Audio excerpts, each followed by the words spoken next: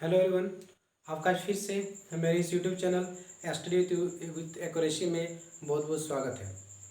आज हम एक ऐसे टॉपिक लेकर आए हैं जो काफ़ी इंपॉर्टेंट है।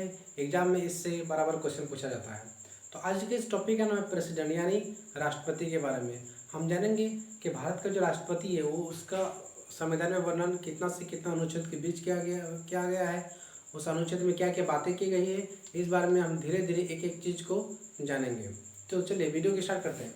देखिए, सबसे पहले अगर हम बात करें प्रेसिडेंट का, प्रेसिडेंट के बारे में संविधान में आर्टिकल 52 से लेकर 62 तक प्रेसिडेंट के बारे में बताया गया है। ठीक है, यानी संविधान में अनुच्छेद 52 से लेकर अनुच्छेद 62 तक राष्ट्रपति के बारे में बताया गया है। देखिए, आर्टिकल जो 52 है, आर्टिकल जो 52 है वो जनरली बताता है क्या, पोस्ट ऑफ द प्रेसिडेंट यानी प्रेसिडेंट के पोस्ट के बारे में। ठीक है, प्रेसिडेंट का पोस्ट होता है क्या है, इसके बारे में आर्टिकल 52 हमें बताता है। चलिए, आर्टिकल 53 में देखिए हेड ऑफ द, देखिए आप प्रेसिडेंट जो होगा वो एग्जीक्यूटिव के हेड होगा। आर्टिकल 53 बताता है कि प्रेसिडेंट जो होगा वो क्या होगा, हेड ऑफ द एग्जीक्यूटिव होगा। देखिए, एक होता है डीजियोर, एक डिफेक्टो। डीजियोर का मतलब क्या था, कानूनी रूप से जो एग्जीक्यूटिव के जो हेड होता है यानी कार्यपालिका जो प्रमुख होता है वो होता है राष्ट्रपति। वो क्या होता है, लेकिन बट डिफेक्टो यानी प्रैक्टिकली उस पर रूल कौन करता है, प्राइम मिनिस्टर। ठीक है, यानी एग्जीक्यूटिव जो हेड होता है यानी कार्यपालिका का जो मुख्य होता है वो अगर कानूनी अगर बात किया जाए तो हमारे देश का राष्ट्रपति होता है। और अगर डिफेक्टो की अगर बात किया जाए यानी प्रैक्टिकली अगर बात किया जाए तो होता है हेड प्राइम मिनिस्टर। लेकिन आर्टिकल 54 काफ़ी इंपॉर्टेंट। आर्टिकल 54 में बताया कि election of the president, president के इलेक्शन के बारे में याद रखिएगा। प्रेसिडेंट का जो इलेक्शन का जो कॉन्सेप्ट है वो हमने यूएसए के संविधान से लिया हुआ। ठीक है, इलेक्शन प्रेसिडेंट के जो इलेक्शन का जो सिस्टम है वो हमने यूएसए के संविधान से लिया गया है।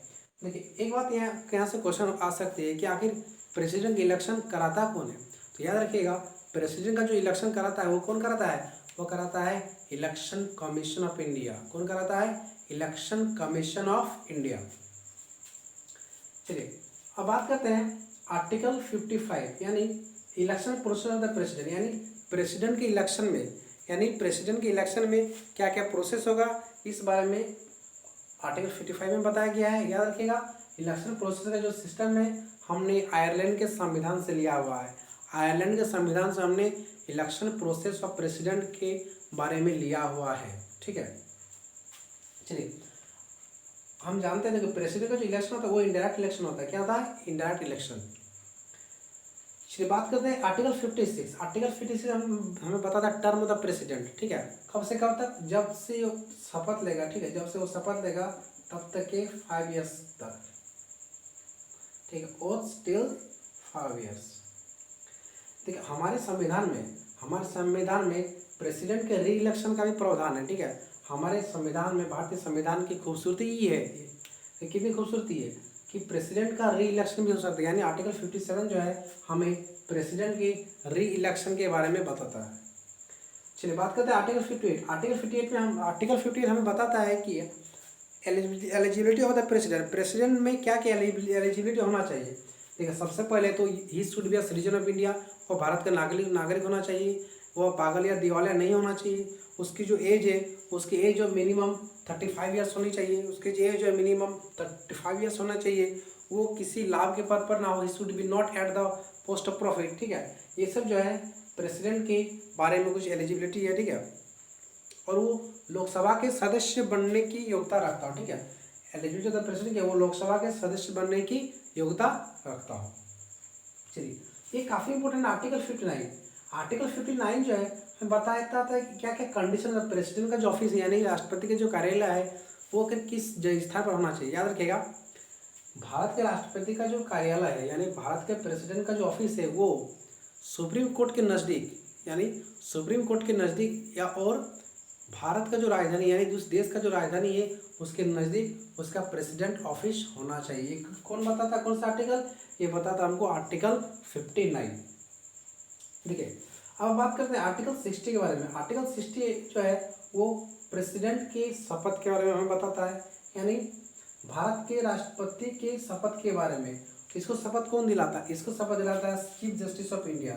चीफ जस्टिस अगर ये ना रहे तब इसके जगह जो नेक्स्ट जो नेक्स्ट सीनियर मोस्ट जज है सुप्रीम कोर्ट के, वो राष्ट्रपति को शपथ दिलाते हैं। ठीक है, देखिए आर्टिकल 61 मतलब हम आर्टिकल 61 के तहत राष्ट्रपति पर भी महाभियोग चलाया जा सकता है, याद रखिएगा, यानी राष्ट्रपति को भी उसके पद से हटाया जा सकता है। ठीक है, राष्ट्रपति को भी आर्टिकल 61 के तहत उस पर इम्पीचमेंट चलाकर हम उसको चाहे तो राष्ट्रपति को हम उसके पद से हटा सकते हैं।